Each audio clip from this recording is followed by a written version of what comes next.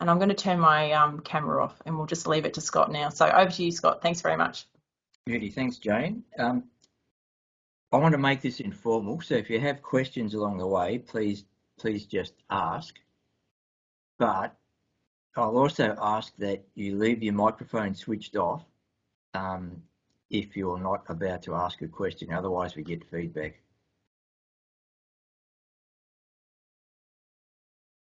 So this presentation is going to be in two parts, and it's really aimed at recent graduates or students, so not the old crusty people like myself. The two parts will be firstly about analytical methods. So I'm going to quickly cover the differences in digestion methods, analytical methods, and a few things you can do to check the quality of your own data. And then I'm going to briefly touch on things that you can do to interpret your data. So we'll talk about pathfinder chemistry, talk about classifying rock types from trace elements in the rocks that are immobile during hydrothermal alteration.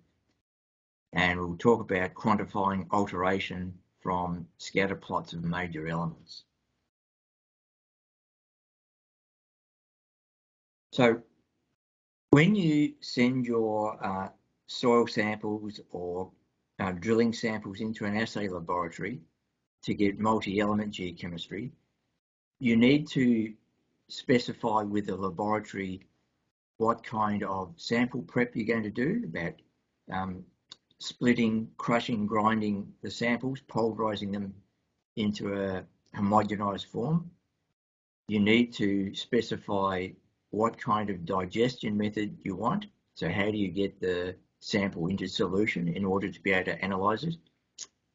And then you have to specify what analytical methods you want to apply to those samples. And these methods are all really different and will give you really, really different results. So you need some background to understand why you're trying to analyze your samples. The three common digests that we would use would be aqua regia, a 4-acid digest, or a fusion method like a lithium borate fusion.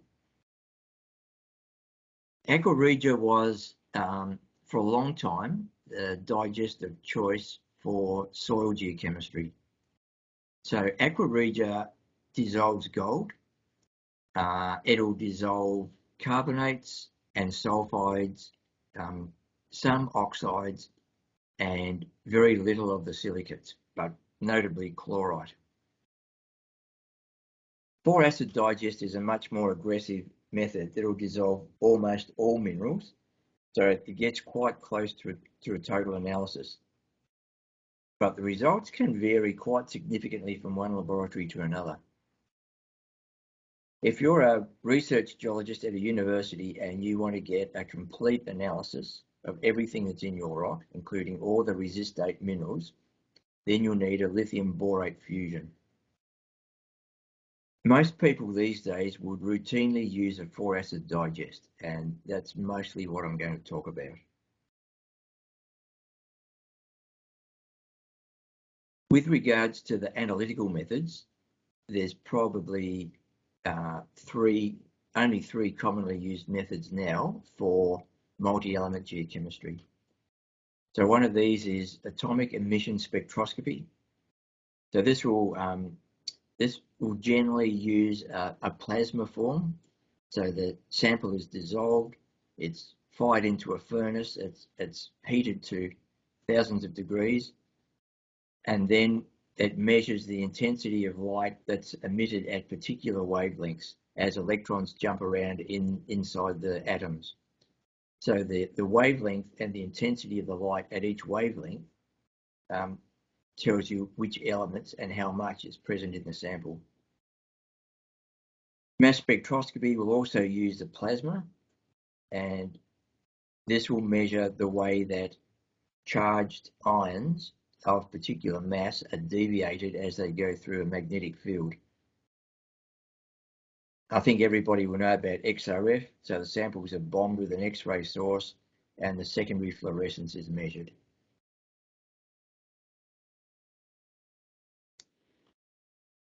4-acid digest uses 4 different acids, obviously.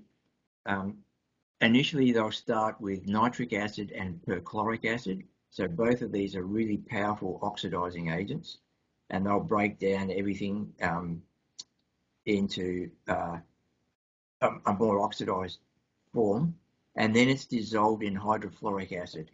So hydrofluoric acid breaks down the silicate chains in quartz and feldspars and pyroxenes, etc.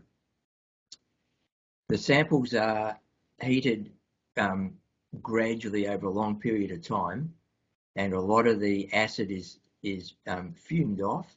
Then right at the end, they add hydrochloric acid.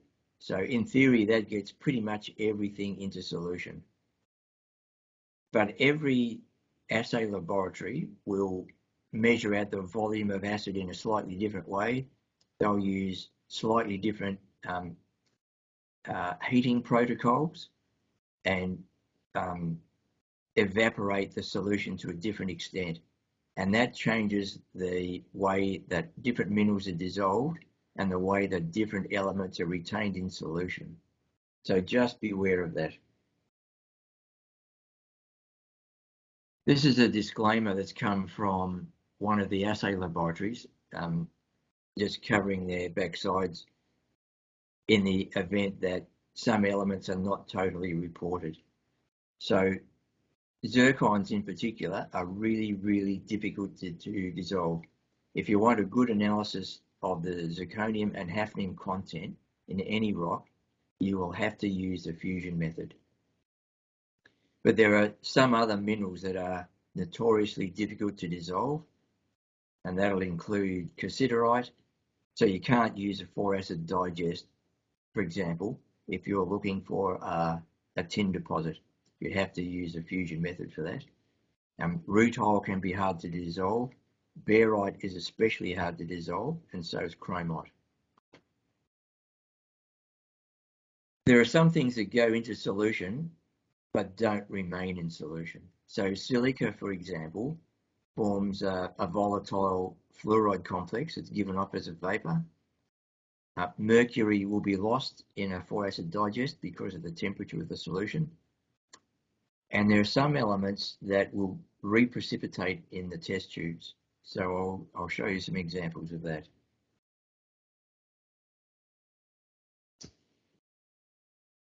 The two methods that we would most commonly use, or that most companies use, would be a combination of a 4-acid digest and then ICP-AES plus atomic emission spectroscopy, or a 4-acid digest with just atomic emission spectroscopy on its own. And I've cut and pasted these from one of the laboratory handbooks to show you the suite of elements that are analysed by each method and the detection limits. So, for example, all of the major elements are analysed by ICP-AES. So that'll include aluminium, calcium, iron, potassium, magnesium, manganese, sodium, and silica, right? So the analyses that you get with this method is actually stuff that was measured with ICP-AES. There's a bunch of elements that can be analysed with ICP-AES but not AES.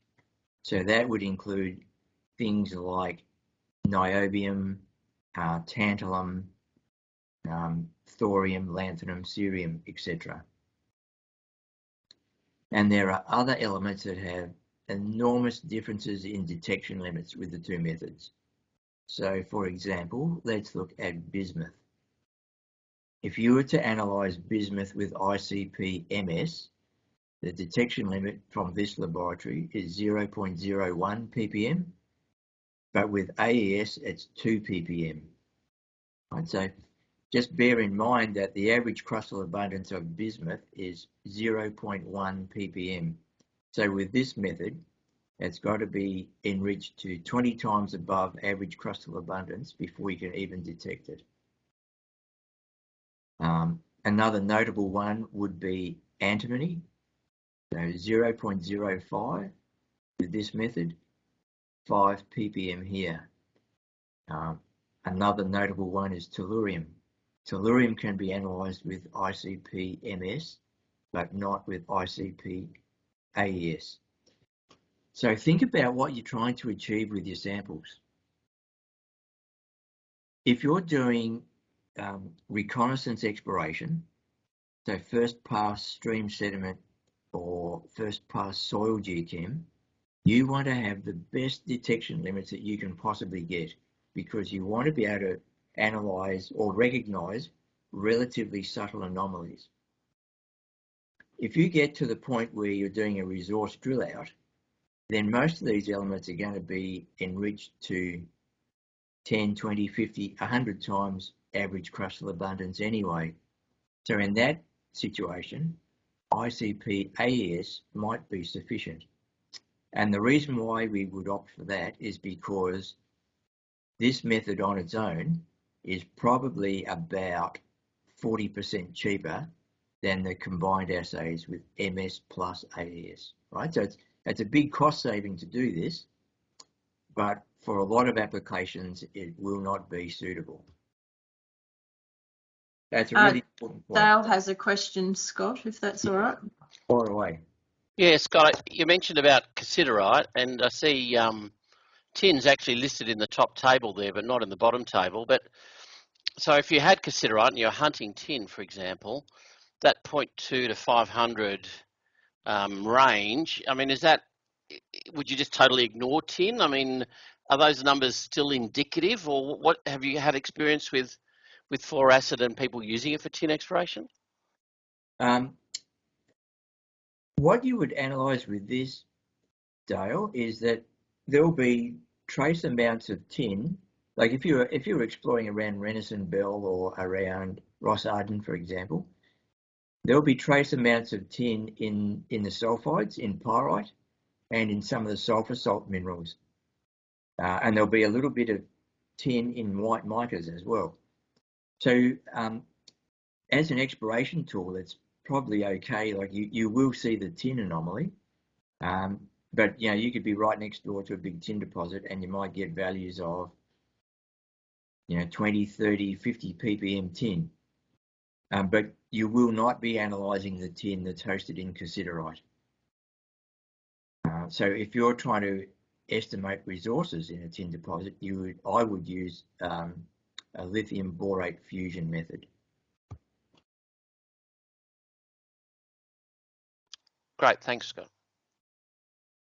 Now I want to show you some examples of places where you can come unstuck with this. And I'll tell you straight off that every assay laboratory does a 4-acid digest procedure differently, and you will get very, very different results.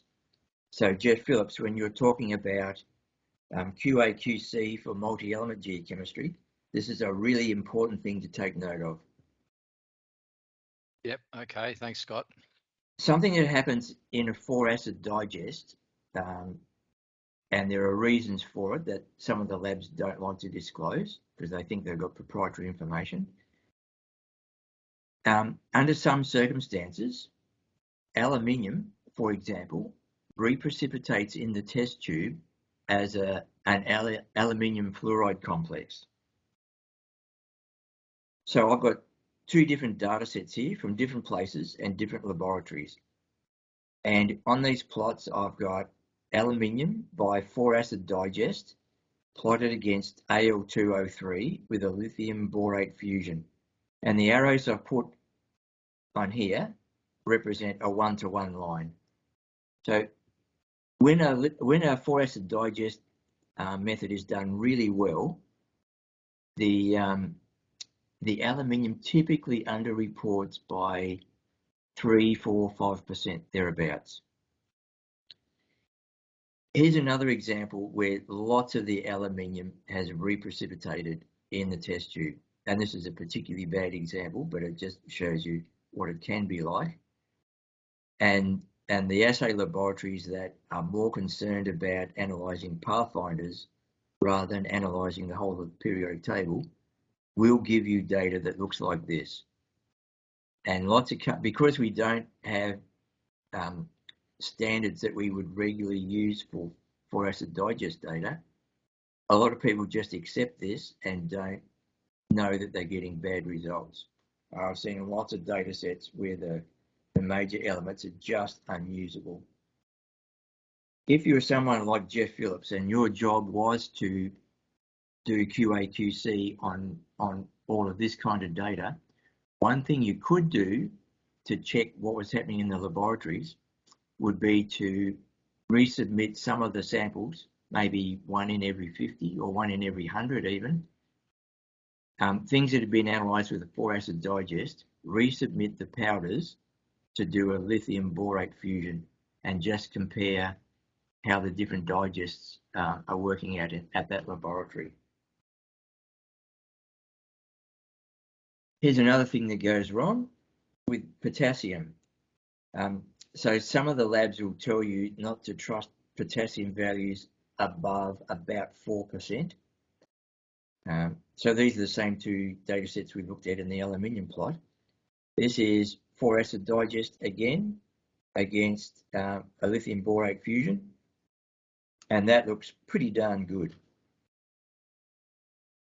Here's the same data from the dodgy lab, and you can see that there's lots of samples in here where the fusion method gives a much higher result than the 4-acid digest method. And that's because potassium is reprecipitating in the test tube as a perchloride complex. I've got a question about that, if you don't mind, Scott. So you said that the labs will do it differently depending on if they're focused on Pathfinder elements or not, but what do they actually do differently when they do the borate fusion to stop it from precipitating? Do you actually know what the process is? Well, the borate fusion is a completely different digest. So they add lithium borate to the powdered sample, and they put it in a furnace, and it melts and it forms a glass. So absolutely everything in the powder dissolves and is fused into the glass, and then they dissolve the glass disc in hydrochloric acid, right? So they don't have all that fluorine kicking around, or they don't have the perchlorate in the solution that might precipitate these things.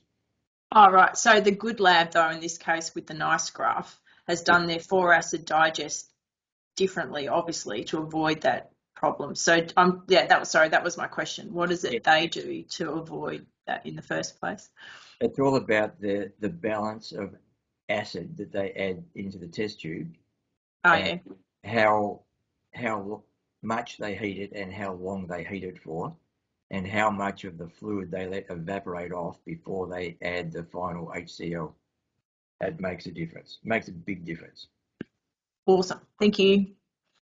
So every analysis you ever get from every laboratory will be wrong. It's just that some analyses are less wrong than others.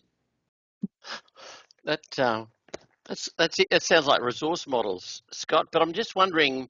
I mean, these are certified and NATA certified labs, no doubt. Maybe a discussion for later in the talk. But you know, when you have these issues, you've actually got to be on your toes all the time, haven't you? You can't just rely on the signature of the chemist. No, you cannot. No, and I'm about to discuss some of that. Scott, John Castle. Hello, John. A question, you said resubmit some of the samples. Did you mean resubmit to another laboratory? No, to the same lab. By far the greatest amount of error in the analysis for multi-element geochem comes from the digestion, not from the analytical method. Right? So everybody's going to use the same mass spectrometers. Everybody's going to use the same AES tool, but everybody does the digestion differently. So what you really want to find out is how well does laboratory X do their 4-acid digestion? Right? How much of the sample material are they getting into solution, and how much of it are they retaining in solution? And the best way to test that is to take some of these samples and reanalyze them with this method.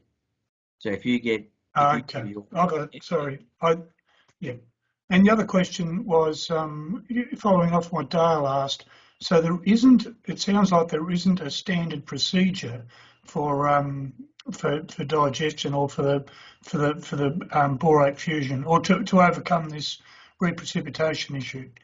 The borate fusions are pretty standard, like everybody will do that, okay? There's less things can go wrong with that. If you go to one of the big like global assay companies, they will have standards in place where I could send it to, you know, to Perth or to Lima or to Johannesburg, and I know that the technicians at those labs will do the digestion process in exactly the same way. It would be inappropriate for me to tell you which labs I trust and which ones I don't.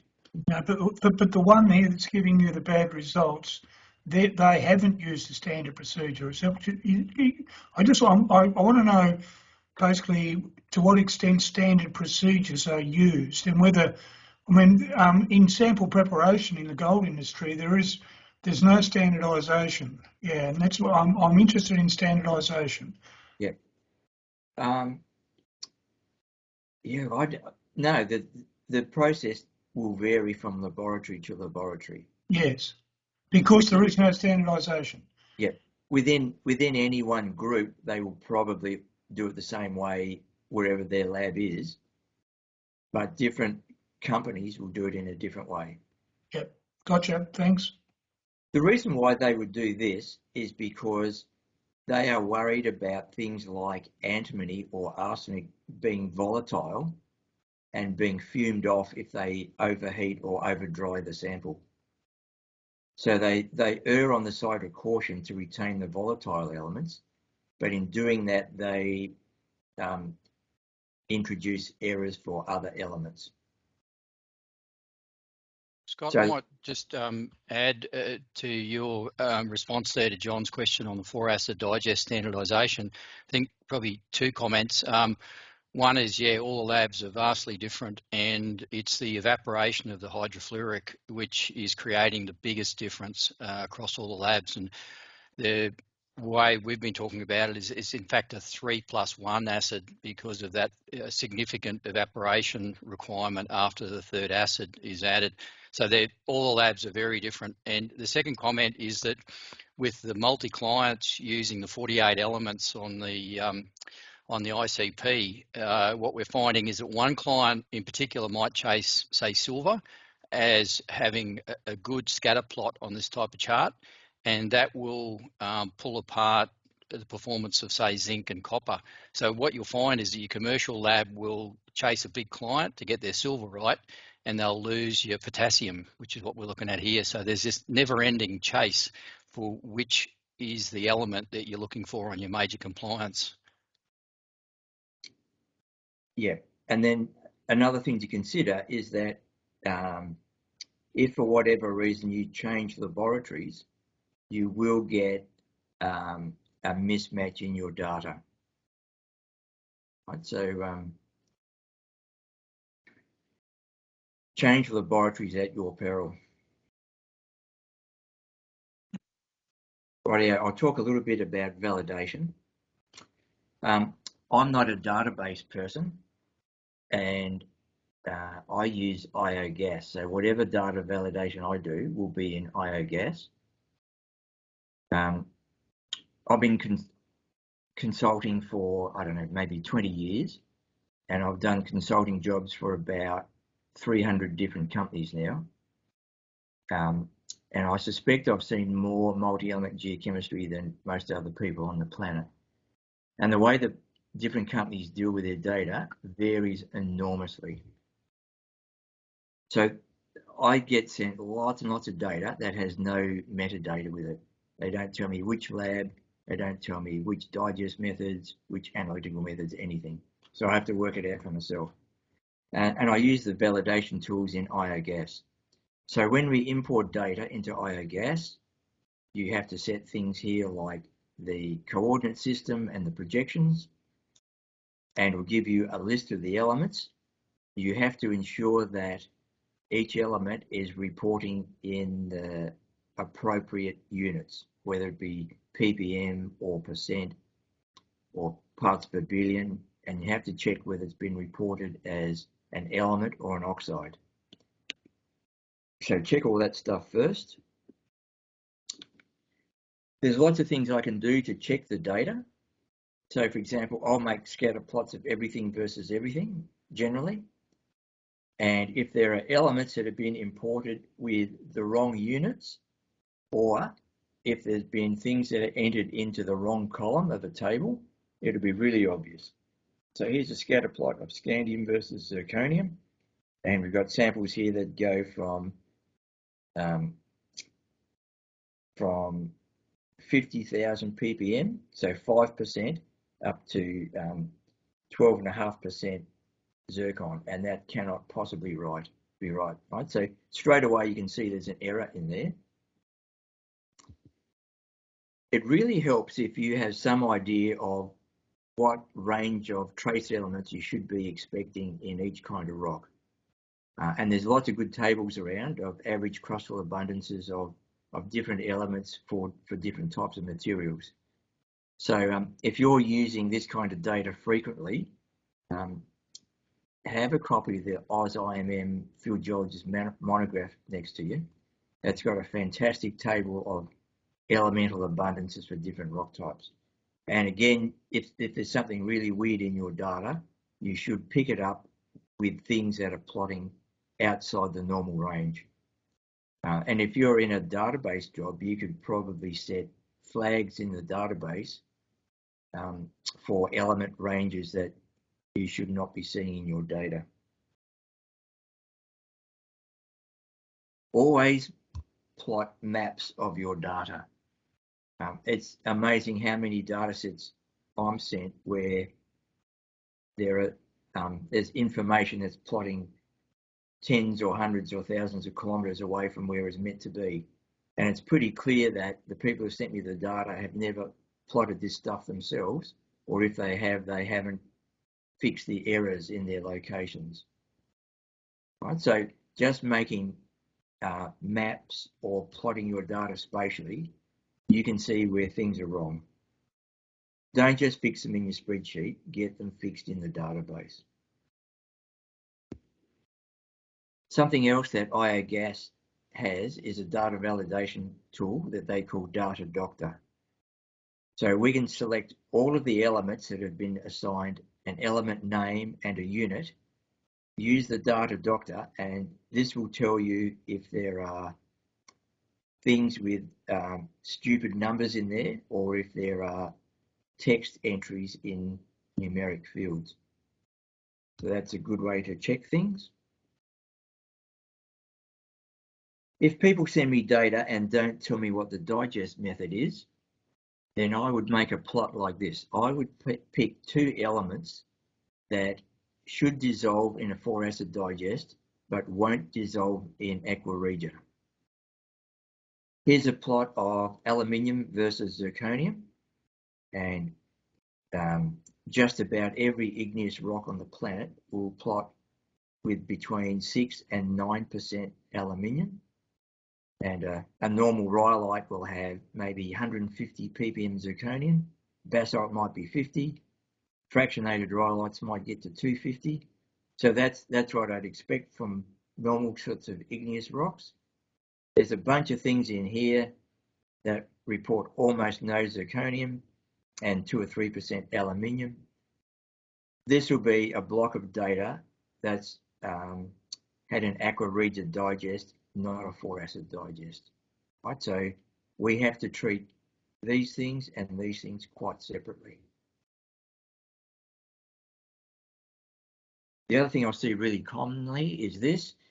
If they don't tell me what the analytical method is, then I would pick an element that has a really different detection limit with MS versus AES.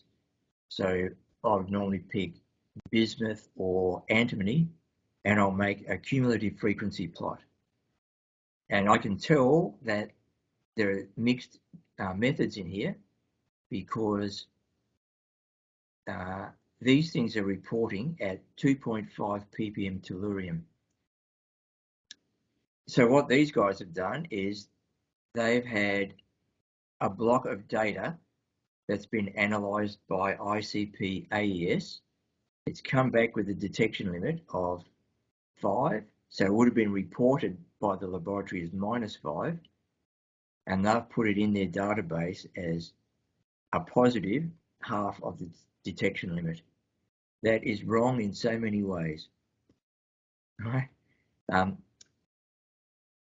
You should always put in your data below detection at the negative value of the detection limit to avoid any ambiguity.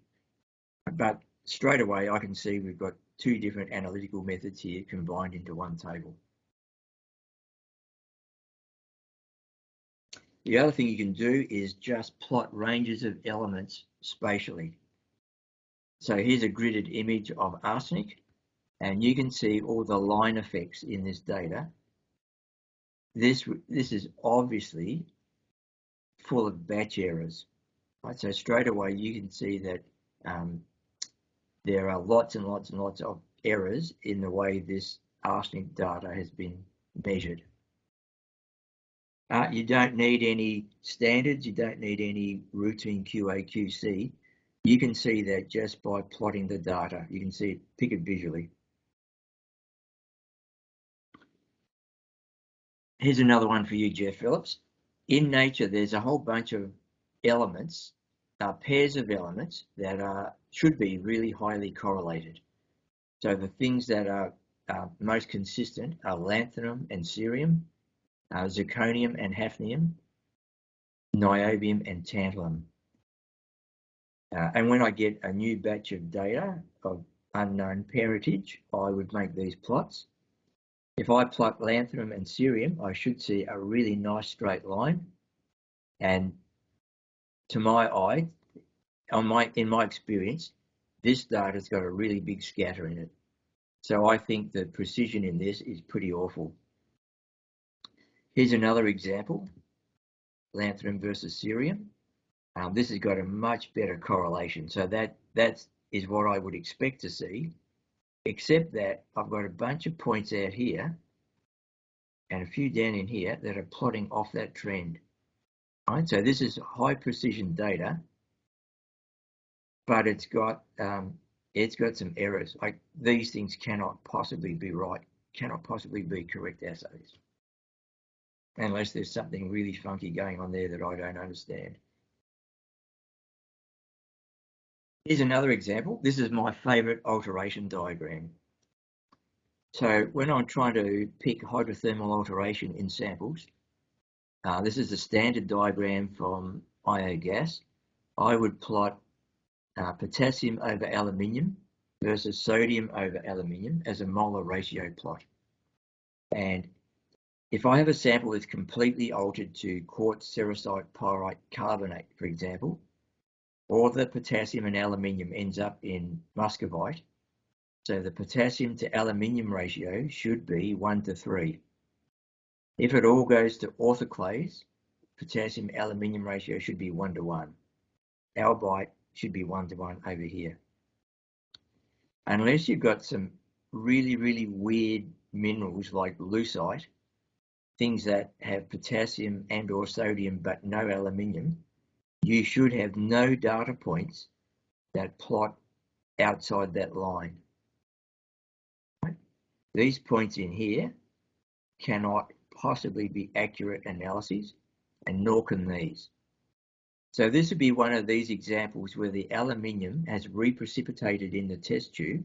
The aluminium is underreporting, so we get crazy alkali ratios.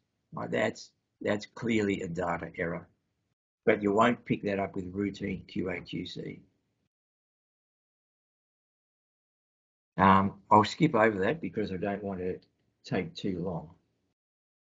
But you can read through these points for yourself later on. We've got a hand up from Karen Gardner. Is that all right? Fire away, Karen. I'm just finding the unmute button. Hi, Scott. In that instance where you have those sorts of points that they're plotting above that line, what do you do? What would you recommend people do with those? Just ignore them, or do you look at the whole batch that they came from and query the whole analysis set that they were part from, or does it just flag to you your lab needs a little bit of investigation? Yeah, good question. It depends what you want to use the data for, Karen. If you're trying to work out quantitative mineralogy from this, it would be an issue.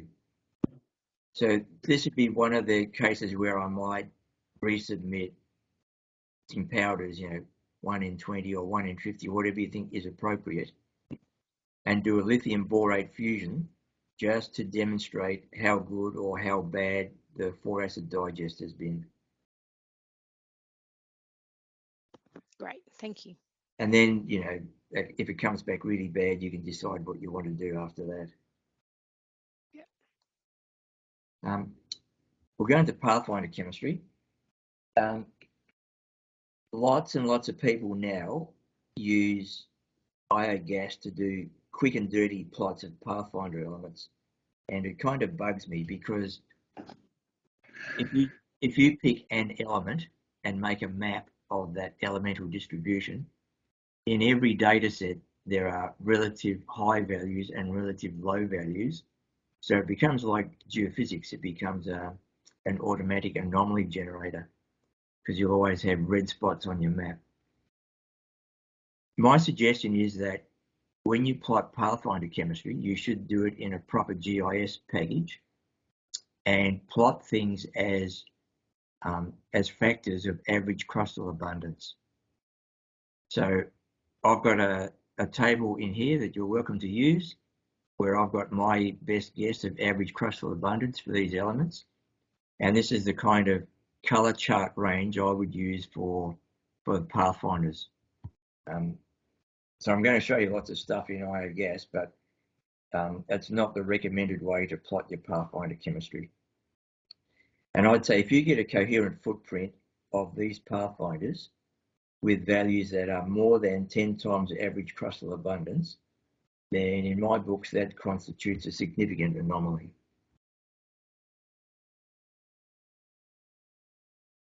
The biggest advance we've ever had in geochemistry in my lifetime is the advent of ICP-AES as a commercial assay laboratory, as a commercial assay technique. So this is my favourite porphyry copper data set from the Tethyan belt. There's an outcropping porphyry in here and 2 blind porphyries in here. And there's 2,000 rock chip analyses. 20 years ago, if we'd analysed these, we would have done it with ICP-AES, and the detection limit for bismuth would have been 5 ppm, and that's what you would have seen. You would have found this one because it's an outcropping copper anomaly, but these ones are completely blinded surface. If we do it with modern ICP-MS, it looks like that. Right, so these are screaming anomalies and you will not miss them.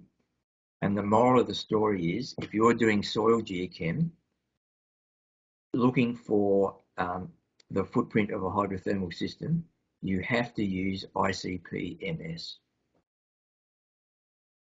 It's the only method that gives you detection limits below average crustal abundance for a whole bunch of really, really useful pathfinders. I'll quickly show you a few case studies of pathfinder footprints. These are all really, really large scale ones. And I've taken this from the Geological Survey of Western Australia. They used to publish regolith geochemistry on 1 to 250,000 scale geology map sheets. And they had 1,000 samples per map sheet. So it works out to be about 1 sample every 16 square kilometres. So this is from the Eastern Goldfields in Western Australia. That's Menzies, Leonora and Sir Samuel map sheets. And this is a plot of arsenic geochemistry on top of the GSWA regional geology. And you can see the footprint of every big gold system in the arsenic values with one sample every 16 square kilometres. Isn't that a cracker? Here's another one. This is some stuff. This is a Mississippi Valley type system that was discovered by Renison Goldfields Consolidated in the 1990s, and it's now being drilled by Rumble Resources. So this is something that was in a recent press release. They're plotting up lead and zinc grades in the Errahiti Basin from their drilling. This area was covered by the GSWA regolith geochem. So that little map I showed you then was down in here. And this is a map of the arsenic geochemistry plotted on top of the geology of the Errahiti Basin. And you can see these basal units in the Errahiti Basin are anomalous in arsenic, antimony, bismuth, tungsten. They're anomalous in the periodic table. And you can see the scale of the fluid flow, like everywhere in the lower part of this basin, we're seeing the footprint of low temperature sulfides. Here's another example. This is in the Ashburton Basin on the southern edge of the Pilbara Craton. And this is a province that has sediment-hosted base metal systems. So there's a little one up over here called Prairie Downs, and there's another one on the other side down here called Abra. I've plotted all of the data here from zone 50. So in the data I've plotted up here, there are 10,000 samples. I'm just showing one single map sheet with 1,000 samples. So we're seeing the top 0.5% of lead assays for the entire western part of WA, and half of the points above 100 ppm lead are all in this little cluster in here. And this is the manganese, this is the antimony footprint that surrounds it. So this is perhaps the biggest geochemical anomaly in the entire GSWA data set. And I don't think anybody's ever drilled this. It's just been sitting in open file data for the last 20 years. So these big regional geochem data sets, just looking at pathfinder chemistry, are really, really useful. And the thing to note here is that while they might not identify the target metal that you're looking for, what you will see in these data are the trace elements that substitute into the lattice of the pyrite. So these pathfinder elements are really a proxy for mapping the distribution of ore stage pyrite in these hydrothermal systems.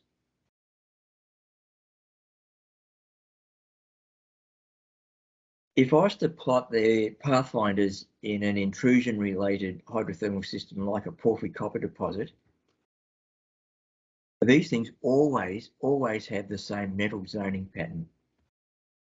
So porphyry systems will be zoned like this. Outboard from the copper grade shell, we'll see a zoning pattern that goes from copper to moly to tin to bismuth, tellurium, arsenic, antimony, thallium. They're always zoned the same way. These will all be elements that are substituting into the lattice of pyrite, and the spatial distribution is linked to temperature. So the trace elements that go into the pyrite are governed by the temperature of the hydrothermal fluid.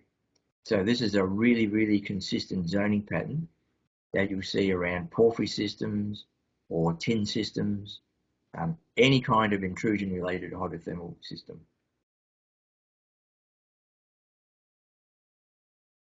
I'm going to show you some examples now of picking rock compositions from immobile trace elements. So the elements that do not move around during hydrothermal alteration. I'm not going to labour on these too much because this is getting into a bit more detail, but I just want to give you some feeling for what you can get with this kind of chemistry. And if you want more detail on this, I wrote this up and published it in Economic Geology 3 years ago. So you can look up my paper from there.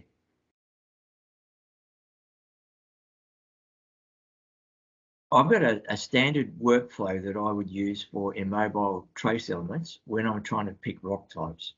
So first of all, I'm going to plot scandium, and I'm going to plot that against a whole bunch of other immobile elements. So titanium, thorium, vanadium, etc. And I plot scandium because it substitutes for iron in silicate minerals. That's about the only place it goes. But it won't move around as the rocks are altered. So the scandium content really tells you how much iron silicate was present in your rock before it was altered. The second thing I'd do is I would plot titanium against the same set of elements. And most of the titanium is going to be in oxide minerals. So it'll be in ilmenite or rutile or titanite or magnetite. And titanium is a compatible element. Whatever kind of rock you're looking at, whatever kind of magmatic rock you're looking at, it will be crystallizing some titanium mineral all the way through its cooling history. So this tells you a lot about the temperature and the fractionation signatures in magmas. And then there are some very specific ratios of elements I'd look at to identify which particular mineral phases had been fractionating from that melt. So I'm going to quickly show you some examples. The first thing I'd do, and this is something that I would recommend for every young geologist, when you are logging drill core, if you get your drill hole analysis, your multi-element geochem back from the laboratory, or if you have portable XRF data, or if you do fancy stuff like Newcrest and you've got TrueScan data, then pick one of the immobile trace elements and plot it as a downhole log like this. What I've got on this chart is a drill hole from a porphyry copper system in Chile. In this case, I've plotted vanadium. The left-hand plot shows classifications of the rock types that I've made based on the chemistry. The right-hand plot shows what the geologists have logged. And the guys who've logged this are really, really, really good porphyry geologists. They have discovered 3 big new porphyries in Chile and Argentina in the last 10 years. So these guys really know what they're doing. What I'm looking for here is steps in the data. So here's a step in here. There has to be a lithological contact. Now these guys, all of the stuff in yellow and orange, they have logged as rhyolite of one sort or another. We would expect a rhyolite to have maybe 20 or 30 ppm vanadium. These things are 130 to 150. This is not rhyolite, but there's a contact there. There's some funny things going on in here, maybe a couple of little dikes. There's another contact in there. There's another contact in there, another one there, another one there, right? And they have not picked the contacts. And the reason why they haven't picked the contacts is because this is advanced argillic alteration and everything is bleached. So they cannot see through the alteration to pick what the rock type was. Similarly, there's some other stuff down in here that they have logged as tonalite, so something that's pretty mafic. And it looks mafic because it's full of hydrothermal chlorite, where in fact vanadium numbers are all around 30 to 50 ppm. This is rhyolite, dacite at best.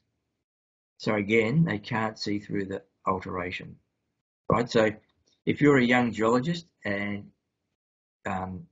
you're struggling to log the rocks, get your multi-element geochemistry, walk down the hole, pick where these breaks are and go and find the contacts. And if you get this kind of data on the first hole or two that you drill into a system, you'll learn how to recognise the rocks properly, and your logging will be way better. I'll skip that. And I'll skip that because it's going a bit long.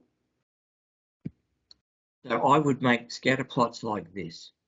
There's 3,000 analyses in these plots. I plotted, there's 30,000 analyses in here. I plotted scandium against these other immobile trace elements. And to start off with, I am just looking for clusters in the data. So there's one big group in here. There's a little group in here. There's a little group here, another one here, another one here. I would give each of those groups a colour in IOGAS to identify it, and then go and plot it spatially. All right, so this is just pattern recognition. You could do this with some kind of machine learning process, but then you're one step further removed from reality. And I think I can do it better manually than what any mathematician can do. And then I'll do the same plots again, but with titanium first. And it'll give you a slightly different view on the data. It splits out these felsic groups much better in this case. And then when you plot it spatially, here's a scatter plot, scandium versus thorium. You can see the clusters of data in here. And these dark green points, for example, you can see we've intersected them here, here, a few in there, a few in here, a few in here, right? So we're mapping out volcanic stratigraphy quite exquisitely in a place that you would really struggle to pick visually. So this is what we should try to do at the deposit scale to get a better interpretation of the geology.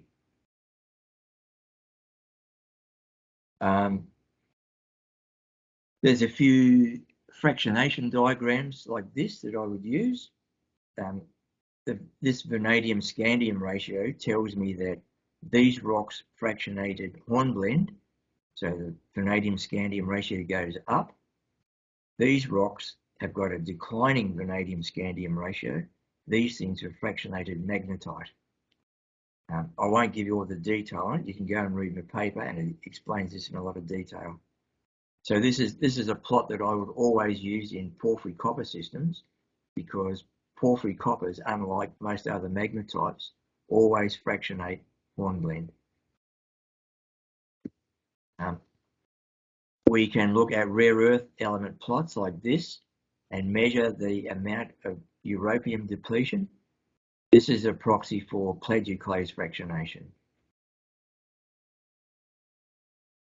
Here's another example that Dale has worked on. This is a complex of granitic intrusions, and on a plot like this, titanium versus thorium, I can see these different populations in the data. I can colour them up from these plots and then look at it spatially, and we can see each different phase of granite that's intruded into this area. So we can get geological models from the assay data that would be really difficult to replicate just from visual logging. Okay, let's think about alteration mineralogy. I'm going to show you a little example here using a codes data set from the African copper belt. And the way you want to pick alteration minerals is to design scatter plots of major elements that show you the ratio of major elements in particular minerals. Right, so we can look at potassium to aluminium ratios in micas versus feldspars. We can look at aluminium to magnesium ratios in chlorite. We can look at calcium and magnesium in calcite versus dolomite, etc. This is the alteration diagram I showed before. So this is potassium over aluminium against sodium over aluminium. And for the Zambian copper belt deposits, we can see most of these samples have no sodium left in them. So all of the plagioclase is gone. These things will be dominated by muscovite, potassium aluminium ratios around 0.3. These samples must have a component of K feldspar. These samples must have a component of chlorite or kaolinite, some mineral that has aluminium but not potassium, because they're plotting way below the muscovite node. Right, so with these sorts of diagrams, you can come up with clusters of compositions that tell you about relative proportions of white mica versus albite, or albite versus orthoclase, etc. And then plot it spatially. Same data, now I'll plot aluminium, potassium, magnesium as a ternary. And on that ternary diagram, I can put on muscovite node, an orthoclase node, a chlorite node, and then magnesium down in here. These will be things that contain dolomite. Right, so we can see relative proportions of white mica versus chlorite versus K feldspar. Calcium versus magnesium, it's really clear that these rocks have dolomite. So things plotting in here will be really, really close to pure dolomite. These will be dolomitic sediments of some sort. So in here, there's about 58% dolomite. These things must have calcite. These things will have something with lots and lots of magnesium, but no calcium. In this case, it's talc.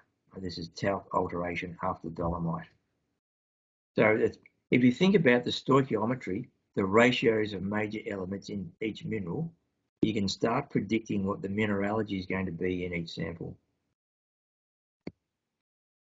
Here's another diagram that I use on every porphyry copper system. So this is calcium, iron, sulfur as a ternary.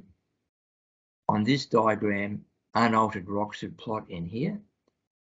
As sulfur is added to the rock, they'll head out this way. But there's a tie line here that joins pyrite and anhydrite. So things that plot along this line will have a physical mixture of pyrite and anhydrite, and we can read off the relative amounts of each of those minerals according to where they plot along that line. Right, so it's quite easy to start picking what the mineralogy is going to be in these samples. So in summary, if you want to classify the rock types, look at the immobile trace elements and make scatter plots of scandium against everything else, titanium against the other immobile trace elements.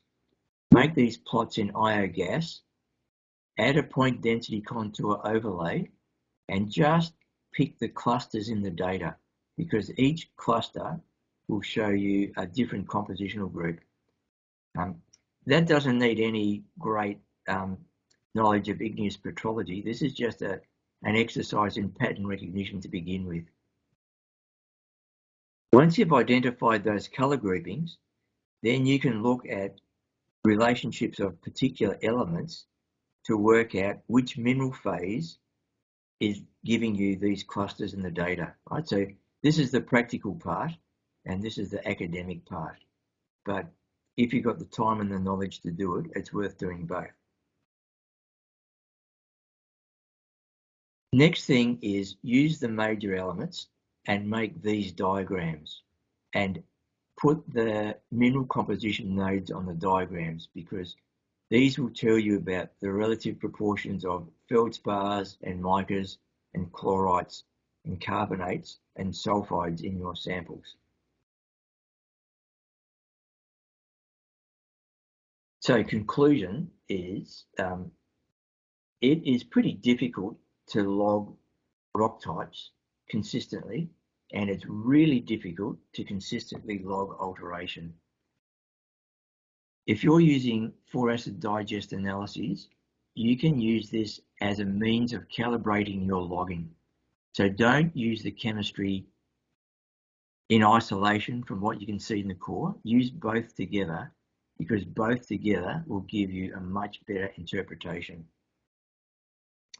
And it'll help even more if you have some SWIR data.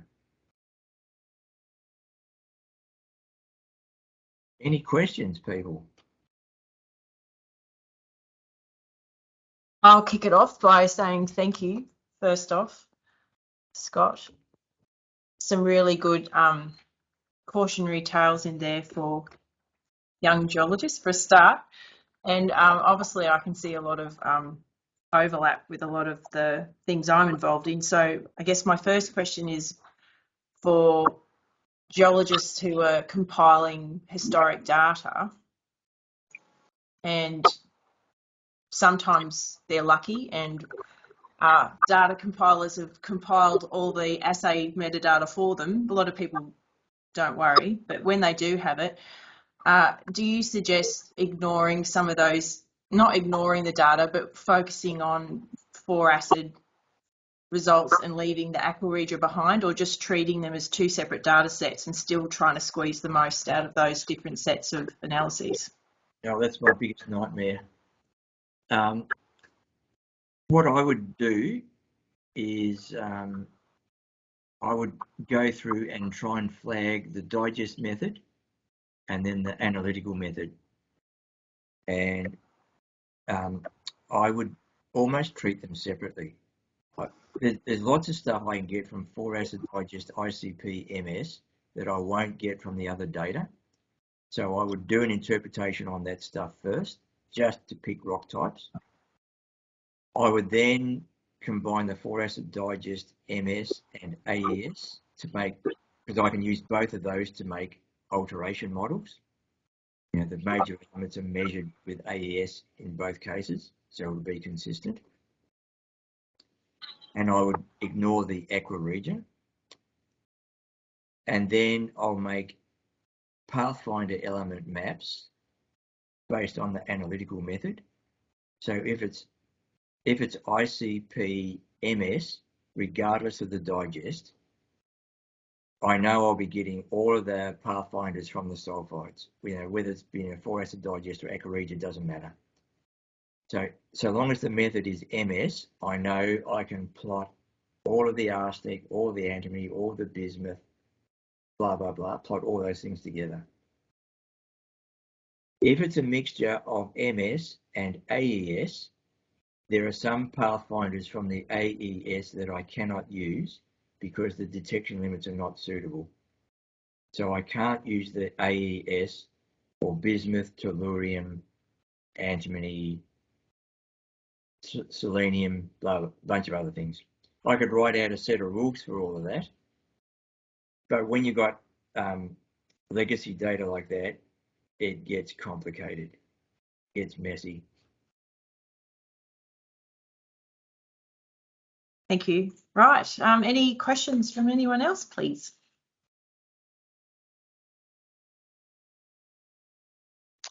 Yes, I might kick it off. That was great, Scott. I always enjoy your talks, and it makes me realise I absolutely know nothing about all this stuff.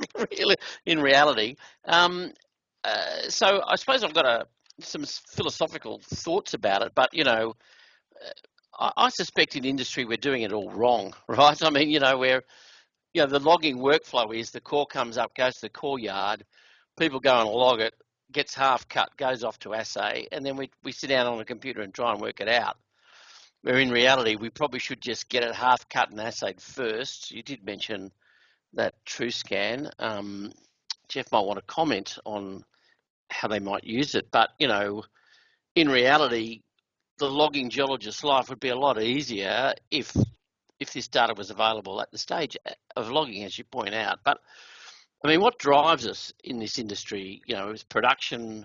We don't actually too worry about precision and accuracy and quality. That comes out at the end. But I'm wondering if we really should be driving a rethink fundamentally of how we do our business, you know?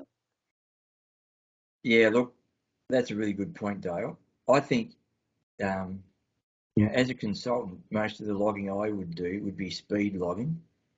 You know, like you walk down the rows of drill core and you just make a summary log as you walk past.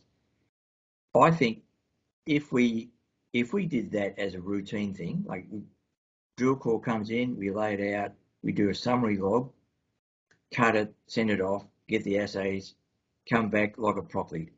The quality of our logging would be an order of magnitude better. And the reality is it wouldn't take any longer. if you're looking for those step changes in titanium or vanadium or scandium or thorium, whatever, you can walk to the core and go straight to the contacts. You know, like if you've got a unit that's 50 meters wide, really what you need to do is find the contacts at either side. You don't need to spend 2 hours logging the shit in between. So if you're essentially picking the lithologies based on the chemistry, what you'll do when you're logging is log geometrical things. That's what you won't get from the assays. So our logging would be so much better, and actually it'd probably be faster if we did it the right way around. Yeah. I don't know about chemistry either. I just make up shit. Yeah, and the other question I had really was about CRMs, like, in resource, which is really, I work in resource work, res def type things. I mean, it's all about CRMs. Everyone's trying to measure their accuracy, but are there CRMs for these things, for acid digests? I mean, do people run CRMs in their multi-element? Not that I know of. And because everybody does their digestion process differently, they're going to be a nightmare. Just the repeatability from one lab to another would be awful. I think, the kind of things I look for, the things I showed you in the QA/QC there, you'll identify where there are absolute howlers in the data. And for what we're doing, that might be good enough. For a lot of the stuff we're trying to do, you want relative values, perhaps, rather than absolute values. Because I'm not going to make a yttrium resource from my drill hole analysis. So it doesn't matter if it's consistently out by 20%. If I could add in there, Dale and Scott, I think you're exactly right. It's only if you're going to make a decision based on that particular element that you really need to confirm that it is precise and unbiased and everything. If it's informative about potential material types or something, but you're not going to make a material decision upon it, I think you can get away without having to do CRM type really full on, JORC code compliant QA/QC on it. But you do need to make sure that you do have some checks and balances in place, especially if you're using PXRFs and stuff like that. You do need to have an understanding of what elements you're getting from that are reliable, as opposed to just a random number generator, which we know it does for lots of elements. So that would just be my add-on for that.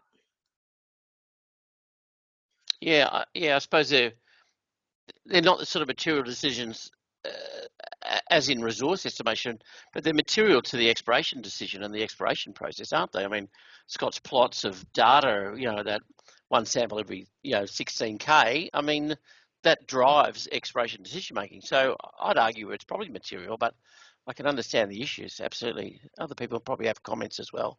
Thanks, Scott, really good. You can pick the elements that are likely to be problematic in terms of the data quality, right? It's the things that are difficult to dissolve in acid. So it will always be zirconium and the trace elements in zircons. It will be chrome, it will be tin, it could be aluminium and potassium, and it could be titanium and niobium. Like, the other things that are going to be problematic. Mark had a question. I'm trying to unmute him actually so he can ask it himself, but I'm not succeeding to do that. So I'll just read it out if that's okay. Oh no, here he is. Mark, did you want to ask it yourself?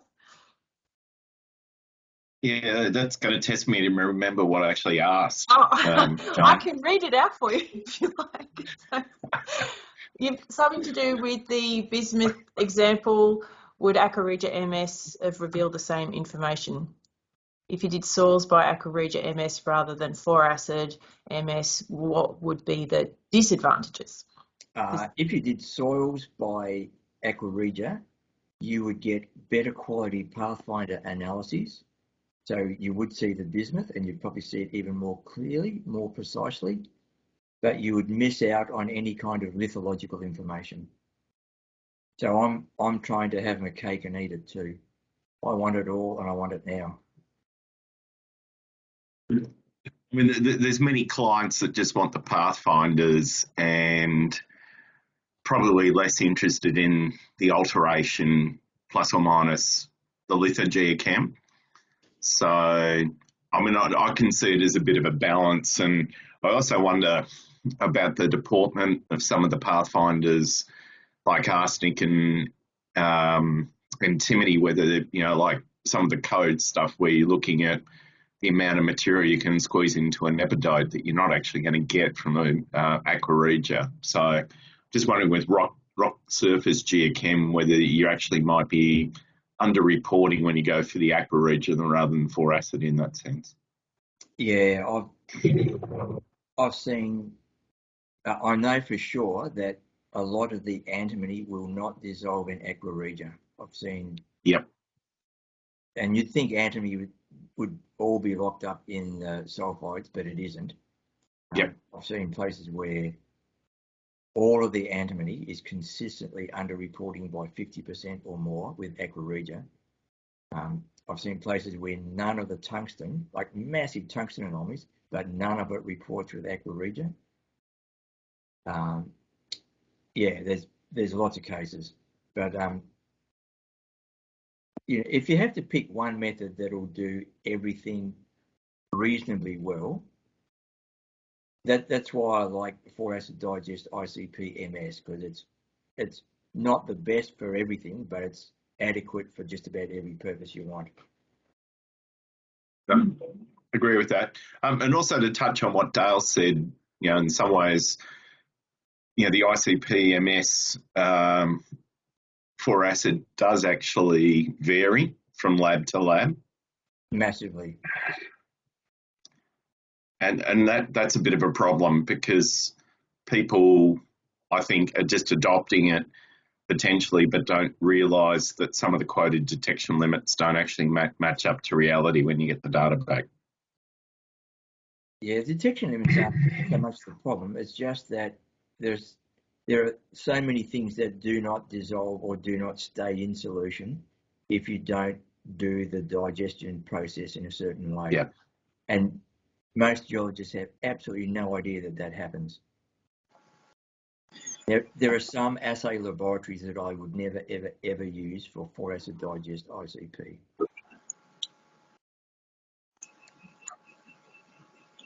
Fire away, Bob. Yeah, I'm not quite sure where this question is going, but it's maybe an interesting one. I was working for a company on the Papuan Peninsula where you have some porphyries coming through the ultramafic belt. And one of the things that was being chased was arsenic as a pathfinder, which is pretty obvious.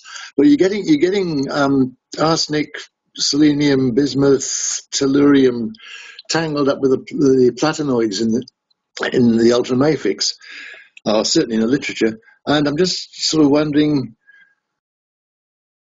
is there any sort of way of trying to sort that out apart from just going straight mapping in geochemistry?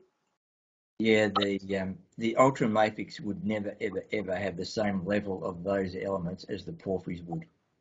Right. Okay. Fine. Yep. That solves the question. I just recall some guys being put in the field by helicopter to chase up an arsenic anomaly, and it wasn't the right place. It's on ultramafics. Ultramafics are really good sinks for chalcophile elements, so they usually take up really big anomalies of those things.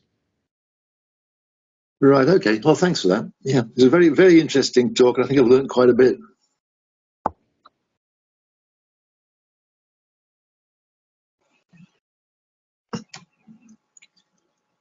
Go for it, Will. Thank you ever so much for the talk. Your material is always fascinating, so thank you very much.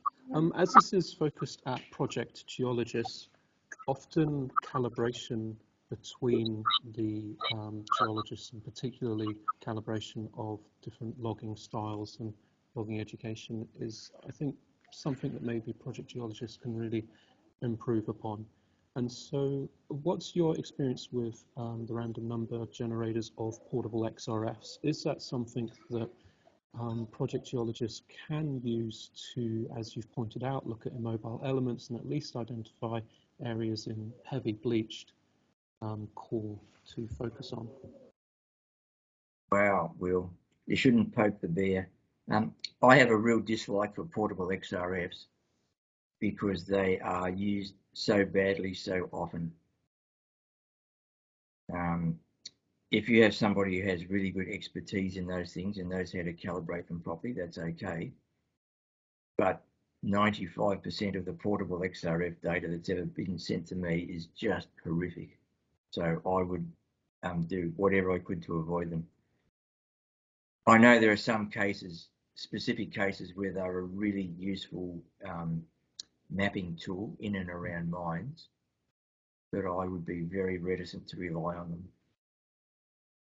So considering the delay that everyone's facing lab-wise and the delay that a project geologist would typically see getting samples turned back, and they'll probably have pressure to get core off the racks. Other than portable XRF, what else could they use to help see through heavy bleaching and to also help with calibration between geologists? Yeah, good question. Most mine sites you go to now, well, it's really common if you go to a mine site that they'll have a backlog in their logging of 3 to 6 months worth of drill core. Now, I don't know why that is, but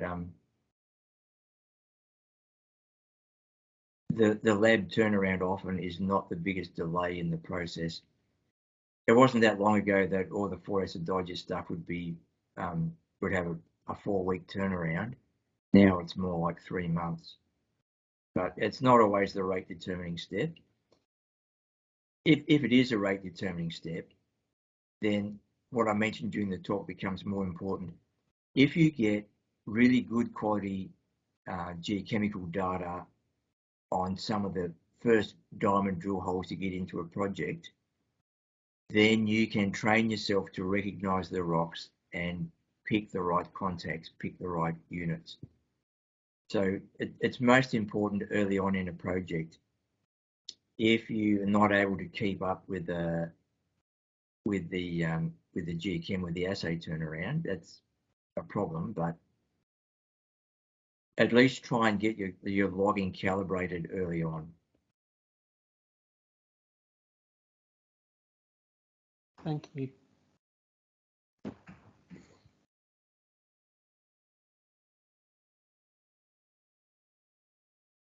Right, anyone else before we say thank you and wrap up?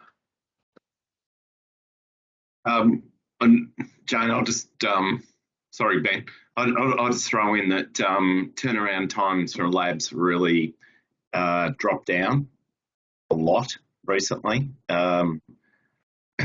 Labs aren't quite as busy as what they used to be, and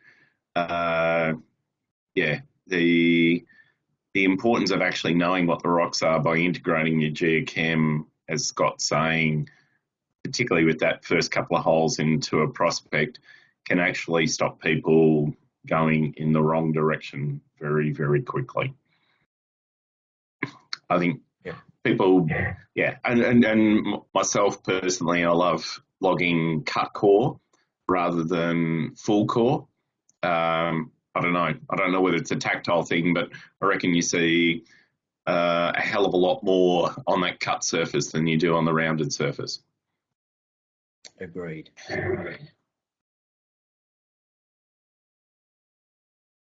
Scott, it's Jeff. Just reading the text queries. There's one there from Dale about how TrueScan lines up with the lab data, and I'll probably just make one comment and then ask Karen to chime in.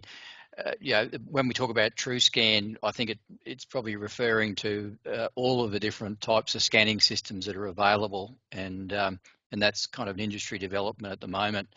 The TrueScan system per se really just uses an XRF down the line of the core, and it's probably required for all of us to look out there at the other types of scanning systems around. I'm not sure if you wanted to add something to that, Karen. Yeah, thanks, Jeff. I think the thing to note with those is they serve a purpose, right? So if you are trying to make sure that you don't end your hole that you've spent $1 million on and you're down 600-700 meters and you're going, I don't know whether we're near something yet or whether we've missed something, or do we call this hole end of hole or not? I think they can serve a great purpose, because you can have that information and say, oh, it's still a little bit anomalous, we might keep pushing forward. If you pull out of that hole and you wait, we're talking, a couple of months to get some assays back and go, oh, bugger, we could have been close to something. Well, then, that hole, you might have missed the season, you might have to go back next season, you've got to re-drill a hole either nearby it or try to re-access the hole. So those sorts of systems are great, I think, to that degree. But as Jeff mentioned, they are a singular line down a core. They're continuous, but with an XRF. So as we've already touched on, if your calibration isn't great, etc., they can give you false information for some elements. They're not a replacement, put it that way, for assaying. They are good to, hey, are we close to something? Have we passed something? Are we still within the system? Should we push on? But I wouldn't. I think TrueScan and a lot of those scanning systems, you've got to know why you're using them. It's a bit like PXRFs. We use them at one of our mines to get a better granularity around chemical signatures, but we know which elements the portable XRF is giving us reliable results for, and we ignore the rest of the data that comes from it. So you've got to understand what technologies you're using and their limitations and use them accordingly, would be my only comment. And that goes to all technologies, I think. Yeah, I'd probably just jump in and say, certainly for Rumble, Tahiti, without XRF as a screening tool, further behind than we are advancing the discovery. I just thought back because at the field, that one prospecting perspective, confirming what the arsonous mineral is or mobile elements.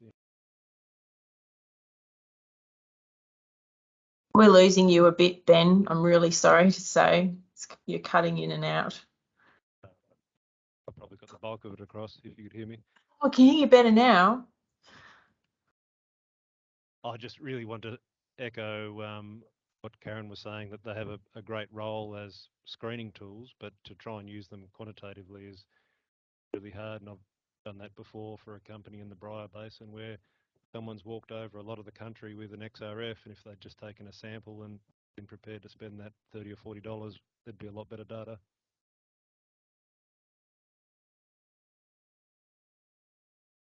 Agree. Thank you. And thanks for sharing all your thoughts and advice, everyone that came along.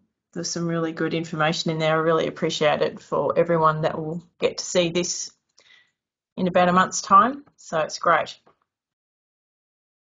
And I also feel good because there's lots of things I've thought for quite a while, and you wonder that you're in isolation. It's so good to turn up and somebody else is not keen on portable XRF, but I do. I actually went on some training many years ago in Hobart, and I realised the amount of work and effort that had to go into those units to make them reliable on a day-by-day basis. And I know most people in the field are too busy, too rushed, and then there's a new person and no one learns. And it was just fraught with danger. So I agree. In the right hands, pretty good, but most of us just didn't get the chance to learn properly how to use them. So thank you. Any more questions? I'll throw in one. So Scott, where do you think we're going to go, or what's going to be the picture in 10 years' time? I think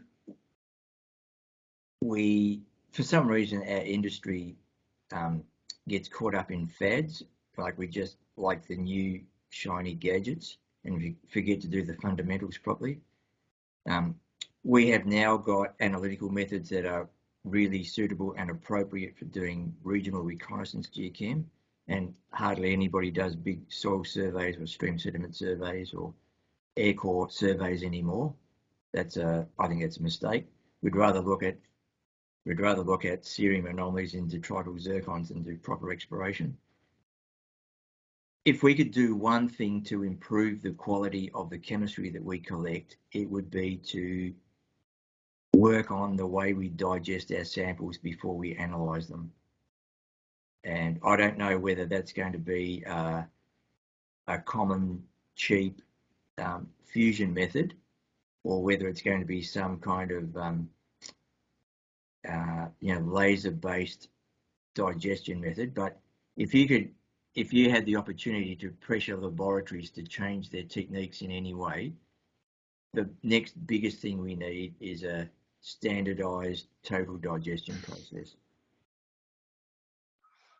Where will we go? I don't know. I hope it's not machine learning. Are you aware of anybody doing that sort of development, digestion development stuff, Scott? Because I've heard of the odd rumour and different things going about, but yeah, be interested to hear your opinion on what you're aware of and what's got promise. There's little kind of micro scale versions of that, like libs and stuff like that. ALS experimented with lithium borate fusion with ultra low detection add-ons in their mass spec. It was kind of okay, but it's hard to get the same rate of throughput with that. But most people don't know that they're getting shitty data, so they don't ask the labs to do anything different. So they've got no reason to do it at this point. And it's because the end users of the data don't understand the results they're getting from their labs.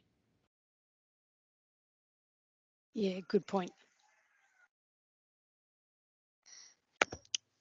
Yeah, look, it does remind me of something, Scott. I remember some time ago, that Venn diagram of 3 circles when people talk about analyses or the processes of getting a lab to return numbers out of your rock samples, and that's that turnaround, quality and costs, and you can't have all 3 at once. You can either have 2, but you can't have all 3.